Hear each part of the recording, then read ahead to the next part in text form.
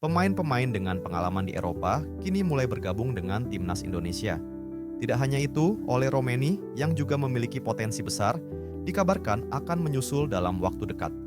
Ini adalah langkah berani dari para pemain keturunan yang rela mengenakan seragam Garuda meski timnas Indonesia masih bertengger di peringkat 120 di dunia dalam ranking FIFA. Kehadiran mereka menjadi angin segar bagi timnas Indonesia.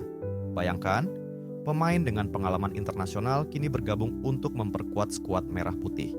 Ini jelas menaikkan kualitas permainan sekaligus memberikan dimensi baru bagi tim. Kombinasi pemain lokal berbakat dengan mereka yang memiliki jam terbang Eropa menjanjikan potensi luar biasa untuk masa depan sepak bola Indonesia. Namun, dengan semakin beragamnya latar belakang pemain, pelatih memiliki tugas yang tak kalah penting, mengelola emosi dan ego pemain. Dalam tim yang penuh warna budaya seperti ini, pelatih harus cakap dalam berkomunikasi dan memahami kultur yang berbeda. Bukan hanya soal strategi di lapangan, tapi juga bagaimana membangun harmoni di dalam dan luar lapangan. Saya kasih contoh, Ancelotti di Madrid. Apakah dia jagoan teknik? Dia jagoan untuk menjaga emosi-emosi pemain dan mengelola ego-ego pemain. Teknisnya ada di bawah. Lalu Erick Thohir berpikir untuk masa depan sepak bola Indonesia. Melihat kondisi pemain timnas saat ini, ia mencari sosok pelatih yang tak hanya punya taktik hebat, tapi juga dihormati sebagai senior oleh para pemain kita. Pilihan itu akhirnya jatuh kepada nama besar Patrick Kluivert. Legenda hidup sepak bola Belanda, striker tajam yang pernah menjadi mesin gol timnas Oranje, dan yang tak bisa dilupakan, ikon di klub-klub raksasa seperti Barcelona dan AC Milan. Bagi anak-anak Belanda, dia bukan sekadar pemain. Dia adalah idola, simbol mimpi yang menjadi nyata. Kita kan tahu, semua orang Belanda pasti ya namanya, kayak kita lah dulu pemain-pemain Indonesia pasti Bambang Pamungkas pan diodalain. Sederhana itu. Nah, demikian juga seperti ini.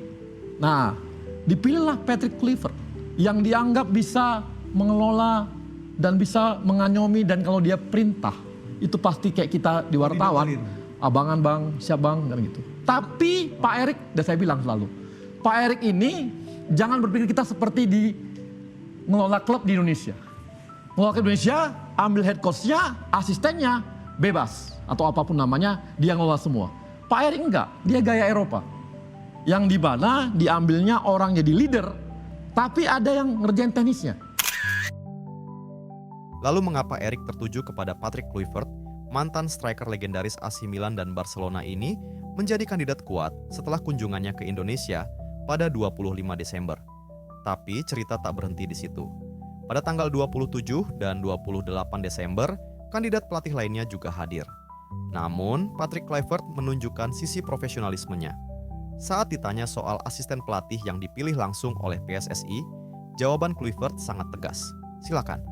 Inilah kejelian Erick Thohir. Ia paham bahwa timnas Indonesia tidak hanya butuh seorang leader di lapangan, tetapi juga pegangan teknis yang kuat. Oleh karena itu, Erick Thohir memilih Alex Pastoor dan Denny Lanzaat sebagai asisten Patrick Kluivert. Keduanya bukan nama sembarangan, terutama Alex Pastoor. Alex Pastoor, seorang pelatih dengan segudang pengalaman, telah membuktikan kemampuannya. Ia berhasil membawa 3 klub berbeda promosi ke Eredivisie, Liga Utama Belanda. Karir kepelatihannya dimulai sejak tahun 2002 bersama AFC 34 dan puncaknya saat melatih Excelsior pada 2009, di mana ia berhasil membawa klub tersebut promosi ke Eredivisie di musim pertamanya. Tidak berhenti di situ, Pastoor melanjutkan kiprahnya dengan melatih NSC Nijmegen, Slavia Praha, dan Sparta Rotterdam. Di Sparta Rotterdam, ia sukses besar membawa klub menjadi juara Eerste Divisie musim 2015-2016 dan kembali ke Eredivisie. Perpaduan Patrick Kluivert, Alex Pastoor, dan Denny Lanzaat adalah paket lengkap untuk timnas Indonesia. Dengan kombinasi pengalaman, keahlian teknis, dan jiwa kepemimpinan, era baru sepak bola Indonesia siap dimulai. Bersiaplah Garuda untuk terbang lebih tinggi.